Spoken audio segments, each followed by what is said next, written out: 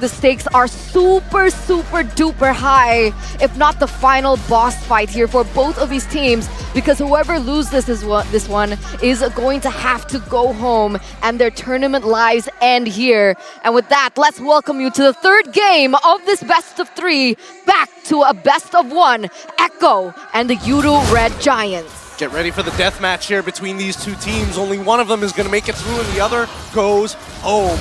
Is it going to be Echo or is it going to be the Red Giants? In the meantime, at least we can talk about this jungle matchup, because this time round, Skies, he's not going for those utility jungles throughout these past few games. All he's been doing is making sure that he is being a deadly assassin. It looks like they went for a double EXP start here, with the EXP laners and as well as the mid laners actually rushing for level 2.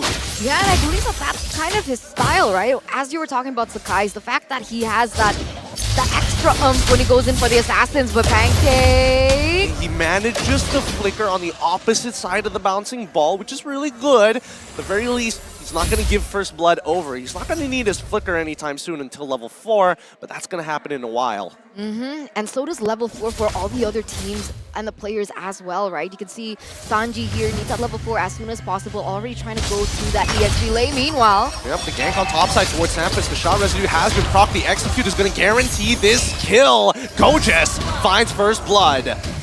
So in this instant, now we already see a shift in focus coming in from the YRG Red Giants. They understood that Sanford was a huge issue in game number 2, and so they're trying to prioritize that lane definitely for Gojas to pop off.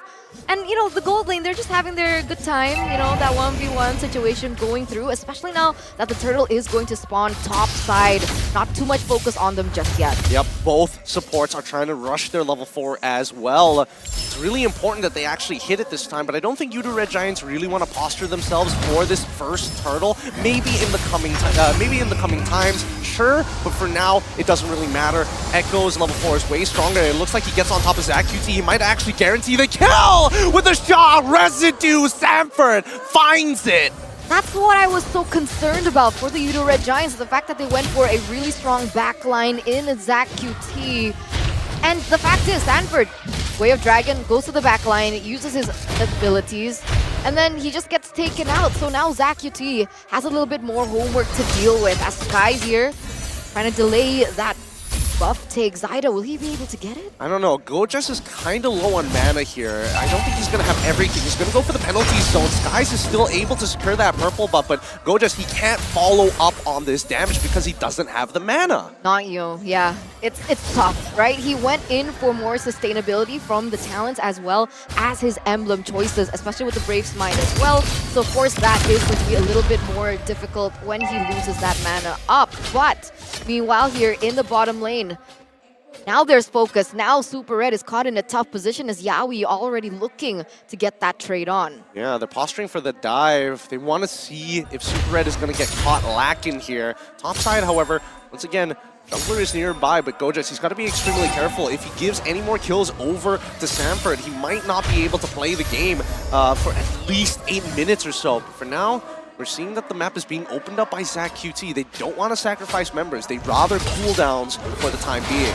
But remember, if we take a look at the disparity in that gold lane, Super Red is pretty behind of the Beatrix, who just needs 1 or 2 items to be able to dish out the damage and come online. So definitely there is still an issue for YRG Red Giants in this first few minutes of the game, where they haven't been able to help out Super Red here in the early game. Exactly. They're trying to open up the map as much as they can, and even Sky can't seem to find an opening. He spots out Sanford, but this turtle really isn't their priority. They don't really care about it at all. It's all about getting their jungler ahead so they can use that momentum to maybe push up or at least elevate one of the side laners. And at this point, you can already see Zyda already with a level ahead of Sakai's, And with that, that should be a free turtle here for Echo, pushing them to 2,000. Yaoi! Yep, he finds Pancake. He falls into the Bendis range. All the flickers just in time, but Sanford's here to turn it around instantly, finding another kill. ZachQT doesn't have the damage just yet. He is more of just a surveillance drone more than anything else. But I mean, at this point, that's already huge damage, seeing as he's only completed 1 item so far. Not even an item, actually. Only the Elegant Gem. And with this, Echo, they're still going to be able to take that turret. Oh, Gojet says otherwise. Oh, he gets 2 flickers out of it as he tries to protect this tier 1. It should fall regardless to outplay when he switches back over to Renner. But in the meantime, look at Skies as he is in the middle of that purple buff. Blade of Tempest is already out. Is he going to try and outplay? He tries, but he's able to posture himself in a way to get himself out of there, minimizing his damage. 2,400 gold lead for the Orcas for now. Zyda, though, 3v1. Well, Divine Judgment on towards Zyda's side. Feathered Airstrike is out of range, and Zach QT finds the Astrosphere to take him out. That's a good trade here for the Yudu Red Giants. Oh, no! Oh, no! Pancake, he's locked down. No means of escape. Yawi finding the trade kill back. Just I was about to say that would have been a good trade for you to Red Giants. Here comes Yawi saying, no, Eterna, be quiet. Let me do my thing. And there he gets a pick on to Pancake. So, man, it looks like Echo looking for more here in this mid side. Oh, the timing could not have been worse. Yawi was charging up. Skies put low. Is he going down? Sapphire tries. Skies able to get his ult off to dodge it. Oh my goodness. Too close for comfort. Feathered Airstrike onto Pancake's side again, forcing out the conceal. Man, Echo, the Express is here. Tickets, please. Yeah, the ticking time bomb as well for the side of Yudu Red Giants. They're eels for now, but will they be able to slither their way out? Especially now that Echo, they're building onto their items a lot more. That damage, that possibility, that I would say that luck coming in. It's not gonna go as well coming into the 7th minute of the game. Sanford just opening up that ultimate to open up vision. And that's it, another turtle for Echo in the 7th minute of the game. This is rough because Outplayed is 2 levels ahead of Super Red, and the gold lead is actually quite substantial here. 3K as they continue to start pressing their advantages. Sanford, he's looking to get as much damage on that top side and break this tier 1. And Gojet, he's trying his best, but he's getting locked down time after time. Skies tries his absolute best. He manages to find 1 kill and protect the tier 1. Sorry, it was Skies, not Gojet. All right, but here we go. Yawi already going for a charge. ZachQT sees him in that bush, denies that away. But despite that 3,000 gold coming in from Echo, look at the level difference between the junglers. Barely nothing. Barely nothing. So at least somebody's having a good time for the side of Yudu Red Giants. I can't say for everybody, but they open up the map once again. Astral Echo spots out both Outplayed and as well as Yawi. Echo is playing very much 3 and 2, right? They have the death trap of Outplayed and as well as Yawi hiding in bushes, playing guerrilla warfare. But at the same time, if anybody gets locked down by Zyda, Sanji is ready to respond. And this is what makes ZachQT even more valuable here. Sure, a very vulnerable target towards a dive coming in from Echo, but if they're able to time it properly, the fact that ZachQT can actually see these plays coming in from Echo is huge.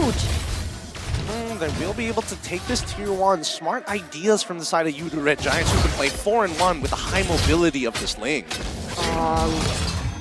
I thought Outplay was gonna go for a steal over there on towards the buff. I was like waiting for it. Yawi even charging there, just giving his cup of tea.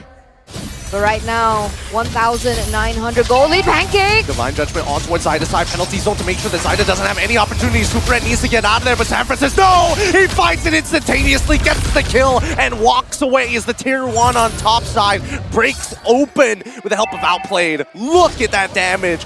4,700. Oh, Yawi tries, locks down Gojet, and they find another one for Outplayed. He gets his Malefic Roar off of that from 4,000 to 5,000, almost breaking 6. Sanford, he's not stopping. No, he isn't, and that's what happens when you give Sanford a playmaking hero. Uranus, not the best fit for him, but give him something like the Yuzong and kind of collapse on this next lord. Sakai is looking for that 50-50. It'll be tough. Oh, Yawi actually knocking Skies off from the ledge. He's so low, but he still makes the attempt. But the lord is already taken away by Sanford. Pancake unable to do anything about it and sacrificing his life just to open a window for Skies. Oh, Yawi. Don't do it to him. He finds 2, locks down 2, Sanford pins them down and gets finished off. Skies is dead, and Sanford flies away in his Black Dragon form. This is so brutal on so many different levels, and this is the level of Echo that we've been waiting for. But Gojet, He gets canceled out. The bouncing ball doesn't let him use the penalty zone. And now even Sanji won't let him go through. Flickering for this kill. This is just a statement piece for the Echo Express. All I'm thinking about is the ticket please guy when he rips his shirt and he's just got abs. That's Echo right now. I understand that reference, but this is a 5,000 gold lead now for Echo with all these turrets falling down like flies, crumbling like ashes.